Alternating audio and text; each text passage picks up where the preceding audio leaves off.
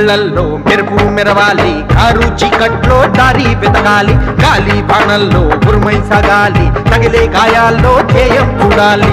ఒకటే జననం ఒకటే మరణం, ఒకటే గమనం ఒకటే గమ్యం, గెలుపు పొందే వరకు గలుపు లేదు మనకు.